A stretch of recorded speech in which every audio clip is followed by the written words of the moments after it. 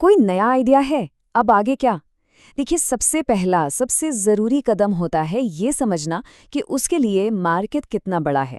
आज हम इसी को ज़रा आसान भाषा में समझेंगे।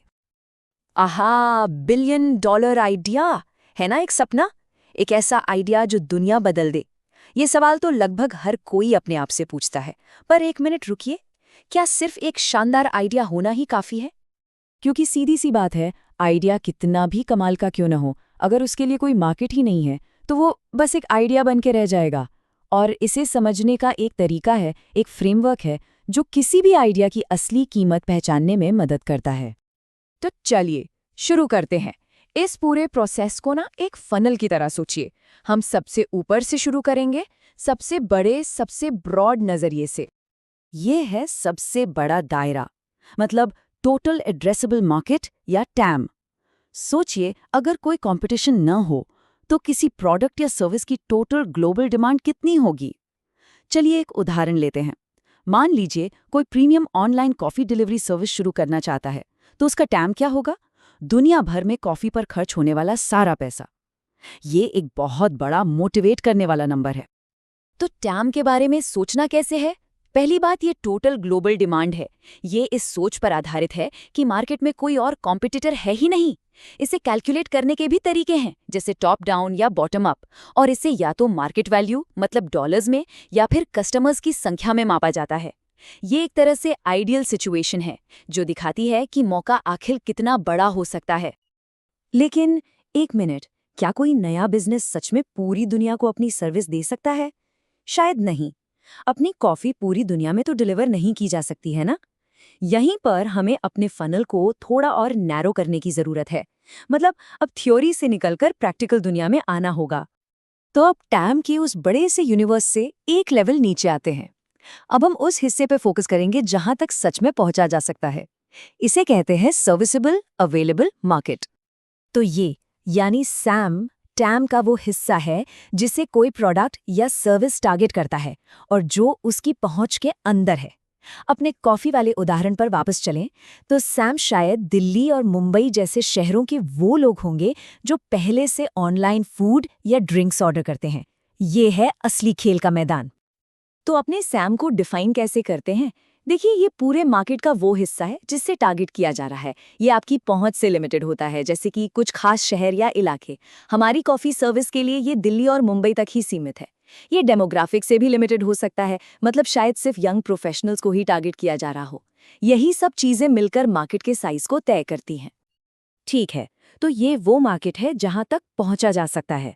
पर असल में जीता किसे जा सकता है? ये अगला और बहुत जरूरी सवाल है, क्योंकि दिल्ली और मुंबई में सिर्फ एक ही कॉफी बेचने वाला तो है नहीं, राइट? सिर्फ मार्केट में होना काफी नहीं है, कस्टमर्स को जीतना भी पड़ेगा। और यही हमें हमारे फनल के आखिरी हिस्से पर ले आता है।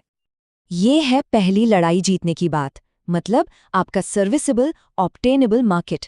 ये किसी भी बिजनेस के लिए सबसे जरूरी और एक्शन लेने वाला टारगेट है। यहीं से असली सफर शुरू होता है। तो SOM क्या है? ये सैम का वो हिस्सा है जिसे हकीकत में हासिल किया जा सकता है। मतलब अपनी कॉफी सर्विस से पहले साल में दिल्ली और मुंबई के कितने कॉफी लवर्स को असल में अपना कस्टमर बनाया जा सकता है। ये पहला माइलस्टोन है। और SOM को क्या चीजें तय करती हैं? देखिए, इसमें असल दुनिया की हकीकतें शामिल हैं, जैसे मार्केट में पहले से कंपटीशन कितना है, आपके पास रिसोर्सेज मतलब पैसा और टीम कितनी है, आपकी कस्टमर्स तक पहुंचने की स्ट्रैटेजी क्या है, मतलब एक तय टाइम में आप मार्केट का कितना हिस्सा हासिल कर सकते हैं। इन सभी सवालों के जवाब ही SOM को तय करते हैं। तो चलिए इसे एक साथ देखते हैं। टैम, सैम और SOM का एक छोटा सा सारांश। टैम मतलब पूरा यूनिवर्स, यानी सवाल है कि कुल ग्लोबल डिमांड कितनी बड़ी है। सैम मतलब आपका रियलिस्टिक मैदान, यानी आपका बिजनेस उस मार्केट के किस हिस्से को सर्विस दे सकता है। और SOM आपकी पहली लड़ाई, यानी आपका बिजनेस असल में क्या जीत सकता है। ये पूरा फ्रेमवर्क बड़े सपने देखने से लेकर एक रियलिस्टिक प्लान बनाने और फिर तुरंत एक्शन लेने में मदद करता है। तो ये सिर्फ थ्योरी नहीं है। अब देखते हैं कि इस फ्रेमवर्क को असल में काम में कैसे लाया जाए, यानी सिद्धांत से स्ट्रैटेजी तक कैसे पहुंचा जाए। ये एक बहुत पावरफुल स्ट्रेटेजिक टूल है। तो एक गो टू मार्केट स्ट्रैटेजी के लिए इसका क्या मतलब है? देखिए, ये एनालिसिस सीधे सीधे आपके स्ट्रैटेजी को गाइड करता है। आपका एसओएम बताता है कि शुरुआत में मार्केटिंग के एफर्ट्स कहाँ लगाने हैं। मतलब, हमारी कॉफ़ी सर्विस के लिए पूरे देश में टीवी ऐड देने के बजाय दिल्ली और मुंबई के कुछ खास इलाकों में ऑनलाइन ऐड चलाना ज़्यादा सही रहेगा। ये फ्रेमवर्क सोचने पर मजबूर करता है कि कौन सी धारणाओं को वैलिडेट करने की जरूरत है। जैसे, क्या दिल्ली में वाकई इतने लोग हैं जो डिलीवरी वाली कॉफी के लिए एक्स्ट्रा पैसे देने को तैयार हैं? इस तरह के सवालों को असली डेटा से वेरीफाई करना बहुत जरूरी है, इससे पहले कि बहुत सारा पैसा लगा दिया जाए। और ये सिर्फ आज के बारे में नहीं है, ये आगे बढ़ने के यानी ग्रोथ के कौन से मौके दिखाता है। ये फ्रेमवर्क भविष्य के लिए एक रोड मैप भी देता है। एक बार दिल्ली और मुंबई में अपना शुरुआती एसओएम हासिल हो जाए तो अगला टारगेट अपने सैम को बड़ा करना हो सकता है, जैसे बैंगलोर में लॉन्च करके या फिर मेन्यू में कुछ नई ड्रिंक शामिल करके।